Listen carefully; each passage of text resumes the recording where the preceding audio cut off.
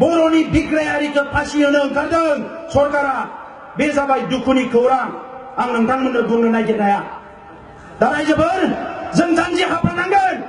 सिलाय लानाय समाव गोरोन्थि मावनाय समाव बमा बारुद होनाय समाव मानसि गावनाय मानसि लांखारनाय समाव बिथांमोना जोंखौ सोंखारिबाय आयेन जाबसिनानै होबाय दिनै सावरायनाया सोलिगासिनो दङ मोजां थासारि फैबाय बे मोजां थासारियाव जेरैबायदि आखलखौ भारत सरकार आसाम सरकारा बर'फोरजों दिन्थिनो नागिरदों बेवहाय किन्तु बर'फ्रा खौसे जानांगोन रायजोफोर सम सफैबाय दिनै जों बिथांमोननियाव सोंलु सोंनांगोन सोरबा हारिनि बिग्रायारिखौ फासि होनो ओंखारदों थिगानो दङ नाथाय जोंनि हारिनि 5,000 मानसि बुथारग्राफ्रा बहा खारखो बिसोरखौबो फासि होनांगोन रावखौबो एक्सकिउज खालामनाय जानाय नङा आरो जि खालि फासि होगोन ओइ खालिनिफ्रायनो समायखिरा लानांगोन जेब्लासिम बर'फ्रा रायजो मोना जिरायनानै थानो मोना रायजोफोर जिरायनानै थानो मोना बिजायानो जाथों बियो सासे बर' फिसा दिनै जोंनि गोरबोआ गाबखांदों मा आखल बेलाय इलेक्सनफ्रा सोमावसाराखै नामा इलेक्सनफ्रा मानसि बुथाराखै नामा आलफाफ्रा मानसि बुथाराखै नामा सोर मानसि बुथाराखै आसामनि हिस्ट्रियाव सोरखौ फासि होदों आसाम सरकारा सोरखौ फासि होदों बर' दिनै दिल्ली सरकारा बिथांमोननि एजेन्सिसफ्रा मा खालामदों दिनै नुवाखै नामा बिथांमोना रायजोफोर जोंखौ खुगा गैया होननानै रायजो गैया होननानै आयेन कानुना जोंनि आखायाव गैया होननानै बिथांमोना जा गोसो बेखौनो खालामगोन जों आरो सहायनानै थागोन बियो कुनु दिन जानो हाया रायजोफोर बे कुनु दिन जानो हाया जेब्ला बर' आइजोफोरखौ जिनाहारि खालामदों जोंनि आइजोफ्रा राजा लामायाव ओंखारदों जेब्ला बर' जोहोलावफोरखौ नायगार गावथारदों जोंनि रायजो राजा गोरिब गुन्द्रा आइ आफाया राजा लामायाव ओंखारदों आरो दिनै बर'फ्रा खौसे लेखा गोरों लेखा रोङै बयबो खौसे बर'फ्रा दिनै साफ्रोमबो बर' फिसायानो बड'लेण्डनि थाखाय बर'नि सोमावसारनायनि थाखाय खौसे आरो बेबायदि समाव जुदि सरकारा जोंनि हारिखौ ध्वंस खालामनायनि हाबाफारि लायोबा बेखौ जों कुनुदिन सहायनो हानाय नङा रायजोफोर दा नंखायनो आं नोंथांमोनखौ खावलायगोन नैबे सेप्तेम्बर मासाव जोंहा दिल्लीयाव फिसा हाबाफारि दङ जों सानैसो दैदेनगिरिफोर थांगोन अक्ट'बर मासाव जोंहा मोननै सुबुं गौमा दङ नभेम्बर मासाव जोंहा दिल्लीयाव हाबाफारि दङ आरो डिसेम्बर मासाव दिनैसिम जाफेरै मोनसे हाबाफारि मावनांगोन रायजोफोर बे क'क्राझारनिफ्राय लानानै धेमाजिनि गेजेराव सा सानजा मोनसे माइ दुब्लि नागिरनाय जाथों जेराव खेबसेनि थाखाय खमसे खम 5 लाख बर' फिसाफ्रा खौसे जानांगोन खमसे खम 5 लाख आरो এই खालिनो भारत सरकार आसाम सरकारखौ जोङो हुसियार खालामनानै होनांगोन जे जानला मानलाखौ जों मानिनाय नङा बे बर'फ्रा गावनि मोनथायनि थाखाय गावनि न'नि मानसिफोरखौबो स्पेयार खालामबोआखै नागारबोआखै आरो बे बर'फ्रा मालायजों जुजिनानै फासयनायनि खर' गंलायनायनि कुनु खोथा गैया रायजोफोर हागोन ना हाया रायजोफोर दा बेखौनो आं खावलायबाय जे दिनैनि समाव जोंनि लाइमोनफोर सेंग्राफोर जेरैबायदि थासारियाव दङ जोंनि संग्रामा दाबो जोबाखै रायजोफोर जों राजा लामायाव दङ जोङो फोथाराव दङ जोंनि सेंग्राफ्रा दाबो हाग्रायाव दङ जोंनि सेंग्राफ्रा डिजिगनेटेड केम्पआव दङ जोंनि सेंग्राफ्रा दाबो लाइमोनफ्रा 24 घन्टा हाबा मावगासिनो दङ सोरबा साइकेल सालायदों सोरबा आथिंजों थाबायदों सोरबा जाय जेरै हायो जोंनि रिभलिउसना सोलिगासिनो दङ दा बे समाव रायजोफोर आं बेखौनो खावलायगोन जे दिनै बर'नि संग्रामखौ जोबनाय फारसे लांनो बर'नि उदांस्रिखौ जोङो मोनफुंनो थाखाय मोननै लामानि हाबाफारिखौ जों क्लियार खालामनांगोन मोनसेया जाबाय राजखान्थिनि उदांस्रि जोंनि हाखौ जोंनो बेंनो मोननाय जोंनि खाफालखौ जोंनो दानो हानाय जोंनि स्कुल कलेज इउनिभार्सिटी गासैखौबो जोंनो सोरजिना लानो हानाय बे मोनथायखौ मोननो हानाय उदांस्रि गुबुन मोनसेया जाबाय जोंनि हारिनि गेजेराव खोमसि फोथायनाय गावजों गाव सन्देह खालामलायनाय जौ जुवा थिर दायना दायनि बुथारनाय खोमसि फोथायनाय बायदिसिना थासारिनिफ्राय उदांस्रि मोननाय बे मोननै उदांस्रिखौ समान समान लानांगोन रायजोफोर जोबोद दुखुनांथाव बाथ्रा दिनै सेंग्रा सिख्लाफोरनि गेजेराव हाबा मावनायनि हारिमुवा लासै लासै जोबलांदों लेखा फरायनायनि थासारिया जोबलांदों दिनै बेसेबांबा गाज्रि थासारि जोङो क्वालिटियावबो गैया क्वान्टिटियावबो गैया जाबोदों रायजोफोर फारसेथिं जोंहा क्वालिटियाव गैया लेखा फरायनाया गुन गैयै जालांबाय जोंनिया गोदो गोदाय साफा सानै जि फरायदोंमोन गुन गोनांमोन लासै लासै लेखा फरायनायनि गुना जोबलांबाय लेखा फरायनो नागारनानै सेंग्राफ्रा मबाइल आरो बाइकआवल' बेस्थ' जाबाय जोबोद दुखुनांथाव बाथ्रा दा बिनिफ्राय जोङो उदां जानांगोन जोंनि बिमा बिफाफ्रा गावनि गथ'फोरखौ नोजोर होनांगोन बावैसो उदालगुरियाव इन्टेलेक्सुवेल मिटआव जोंहा सिनियरफ्रा बुंदों केटिएम बाइकखौ बेन खालामदों होननानै माबा केटिएम बाइक ओंखारदों दा बेफोरो गाज्रि थासारि रायजोफोर मिनिनायनि खोथा नङा बियो हारिया बबे लामाजों थांदों जोङो सोमावसारबाय राव थुनलाइ हारिमु फोथांनायनि जोङो सोमावसारबाय राजखान्थि मोनथायखौ मोननायनि नाथाय जोंनि सोमावसारनायखौ रांखान्थि उदांस्रिनि सोमावसारनायखौ जोङो जागायनांगोन क'क्राझारनिफ्राय लानानै सानजा खर'सिम श्रीरामपुरनिफ्राय जेसेबां दखान पहार दङ मार्केट दङ खुनु मोनसे मार्केटफ्राव जोंनि हाथाय बाजाराव जोंनि मानसिफ्रा फाननायाव गैया बायनायावल' दङ रांखान्थिखौ जोंनि आखायाव लाबोनांगोन दा ओंखायनो जायफोर सेंग्राफ्रा साख्रि बाख्रि गैया हाबा मावनायखौ जोङो गोसो होनांगोन मालाया जोंखौ जाहोफैनाय नङा रायजोफोर दिनै थासारिया मोजां जाबाय समा मोजां जाबाय जोंनि इन्टेलेक्सुवेलफ्राबो खोथा बुंनांगोन मोनसे समाव बुजिस्लाबैयाव जोंनियाव खोथा बुंलायनो हानाय थासारि गैयामोन इन्टेलेक्सुवेल फोथारफोरा खोथा बुंबाबो बुथारलायनाय साजा होनाय जायोमोन केपिटेल पानिशमेन्ट होनाय जायोमोन दा बेबायदि थासारि गैला जों ओंखारबोनांगोन गुबुन फारसेथिं गावखौनो गेरेमसा आरो गेदेमा हारि महरै गायसननोब्ला गुबुन हारिफोरखौ अननो रोंनांगोन गुबुन हारिफोरखौ मान होनो रोंनांगोन बिसोरो जोंखौ जेसेबां मुगैथों जोंनि जेसेबां इनाय सानथों जोङो जोंनि आखलाव बिसोरखौ बे आखलखौ दिन्थिनाङा दिनै मालायफ्रा जोंखौ कनस्पिरेसि खालामो जोंनि सायाव फान्दायो जोंखौ बोरै ध्वंस खालामनो आसामाव दिनैबो गोदान गोदान पलिसि मालाबा 4 लेंगुवेज फर्मुला मालायनि रावखौ जों फरायनांगौ मालाबा माबा माबि जोंनि सायाव जाबसिननानै होनो नागिरो नाथाय जों बेखौ गनायबोआखै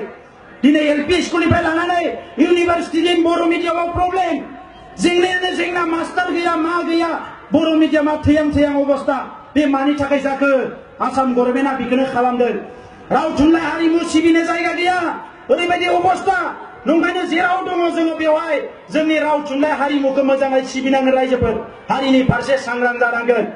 बेनिखायनो दाख्लै बे उदालगुरियावनो इन्टेलेक्सुवेला खावलायनाय बायदि आंबो बुंनो नागिरदों जे दिनै जोंनि जातीयताबाद माहारिबादा सोंलु फैदोंनो मानो बर' गथ'फ्रा गावनि बिमाखौ आइ आरो बिफाखौ आफा होनला दा सासे सानसुमैया होनदों जे खमसे खम 70% जोंनि बर' गथ'फ्रा बिमा बिफाखौ आइ आफा होनला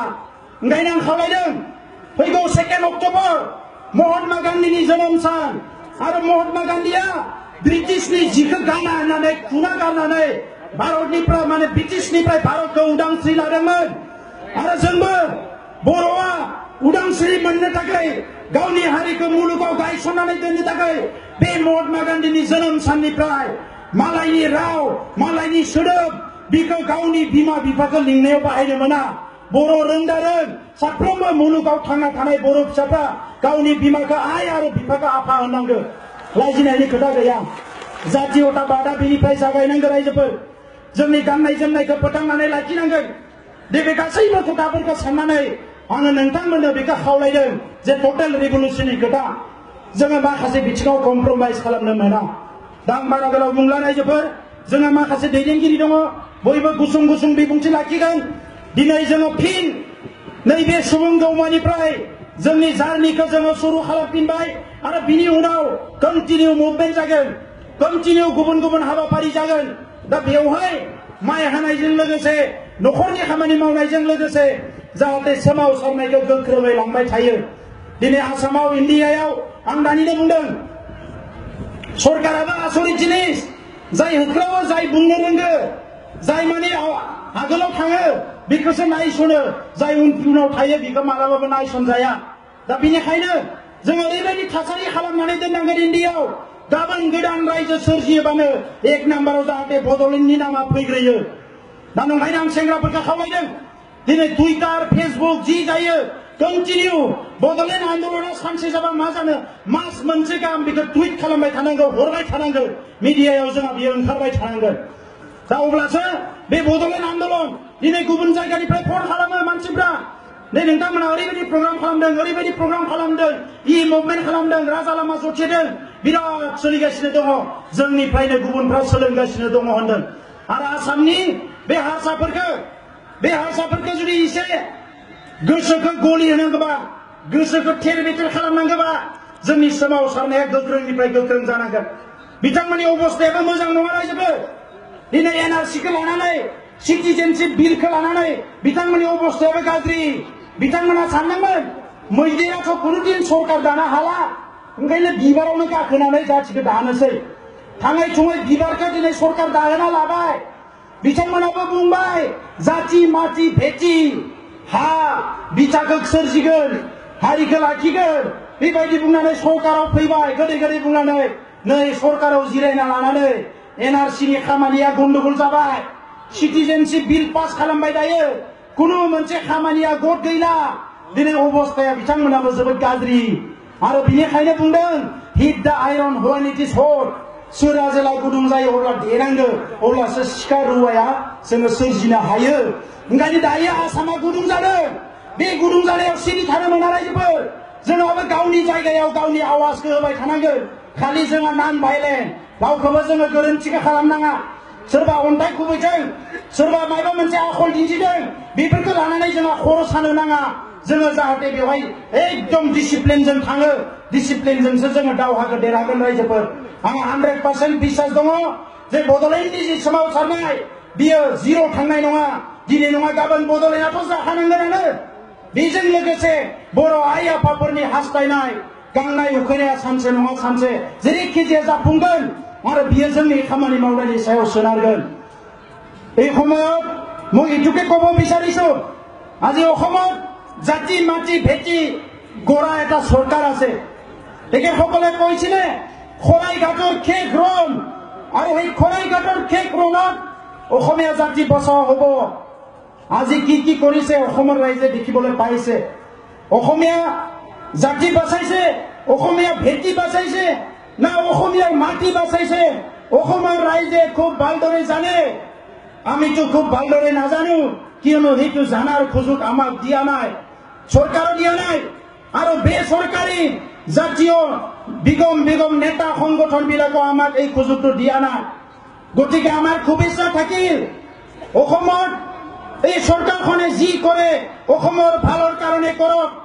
অসমীয়া জাতিটোক বাচাই ৰাখক ইয়াৰ ভাষা সংস্কৃতি থলুৱা যি বাৰে বৰণীয়া সংস্কৃতি বাচাই ৰাখক এইটোৱে আমাৰ তৰফৰ পৰা শুভেচ্ছা থাকিল কিন্তু আমাৰ প্ৰশ্ন এই চৰকাৰখনে আমাৰ ভাষা সংস্কৃতি ৰক্ষণাবেক্ষণ দিবনে নাই আমাৰ ভূমিৰ নিৰাপত্তা দিবনে নাই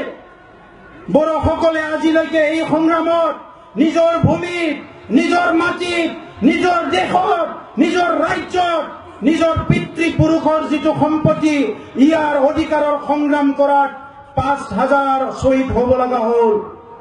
আমি প্ৰশ্ন কৰিবলৈ ওলাইছো এই ৫,০০০ শ্বহীদ কিহৰ কাৰণে হ'ব লগা হ'ল এই ৫,০০০ক যিসকলে হত্যা কৰিলে এই হত্যাকাৰীবিলাক ক'ত আছে এই হত্যাকাৰীবিলাক শাস্তি দিবনে নাই আজি ভাৰতবৰ্ষৰ অসমত উত্তৰ পূৰ্বাঞ্চলত নতুন কিছুমান যোজনা চলাইছে আজি ফাঁচি দিয়ালৈকে গৈছে আমি দেখিবলৈ পাইছো সংগ্ৰামীসকলক ফাঁচি দিয়ালৈকে আজি গৈছে কিছুমান এজেন্সিৰ হাতত এৰি দিছে যিসকলে অধিকাৰ বিচাৰিছিলে সংবিধানিক অধিকাৰ কিছুমান এজেন্সিক ঠিকা দি দিছে আপোনালোকৰ দায়িত্ব নাই নেকি ইফালে কৈছে আমি সকলো ভাতৃত্ব মিলি থাকিব লাগিব একে জাতি একে ভাই মিলি থাকিব লাগিব আজি এই মিলি থাকাৰ কাৰণে যদি সকলো চিন্তাই কৰিছে কিয় কিছুমান এজেন্সিক এটা জাতিক ঠিকা দি দিছে আপোনালোকে আমাৰ প্ৰশ্ন আজি নৈলিক যিসকলে হত্যা কৰিলে কাকবা ফাঁসি দিয়া